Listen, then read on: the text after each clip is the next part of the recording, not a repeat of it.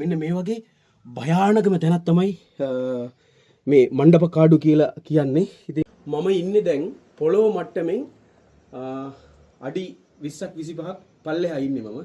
බලන්න මේ තියෙන්නේ මේ ගල් ගුහාවක් තියෙන්නේ. මේ ගුහාවේ සාමාන්‍යයෙන් මේ පැත්තේ 200ක් 300ක් විතර මේක ඇතුලේ ඉන්න පුළුවන්. ඒ වගේම පාරවල් තුනක් තියෙනවා. මෙන්න මේ බලන්න මේ පැත්තේ තැනක් තියෙනවා. මේකෙත් ඉන්න පුළුවන් 50ක් 60ක් විතර ඉන්න පුළුවන්. එතකොට මේ ඇතුලට යන්න තව පාරක් තියෙනවා. මේ බලන්න මේ ඇතුලේ පාරක් තියෙනවා. පේනවද? මෙන්න මේ වගේ පාරක් තියෙනවා. ඒක විතරක් නෙමෙයි. තව භයානකම තැනක් තියෙනවා. ඒකත් පෙන්වන්නම් එන්න. මේ මම පෙන්වන්නම්. මේ පැත්තට ආවම මේ තියෙන ගුහාවක් හරිද? මේ ඇවිල්ලා තියෙන කොහෙද නේද? යාපනයේ මණ්ඩප කාඩු කියලා තැනක් තියෙනවා. හරිද?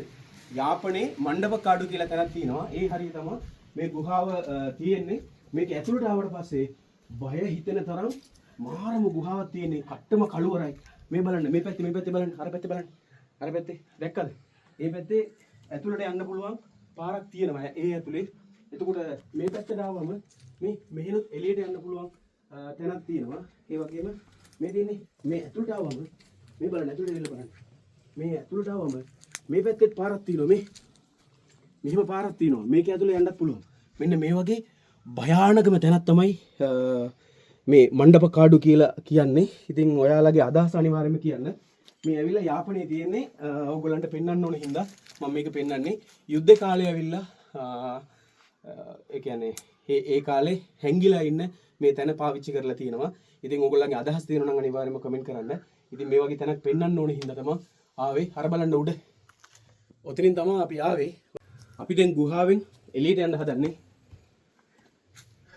එළියට යන්නේ කොහොමද අප්පා? බලන්න ළමයි මෙතෙන්ට ආවට පස්සේ මෙන්න මේ වගේ ගල් තලාවක් තමයි තියෙන්නේ. පේනවද? දැන් පොළොවට යන්න හදන්නේ උඩින් යන්න ඕන. ඔන්න ඔහොම තමයි අපි එළියට ආවේ.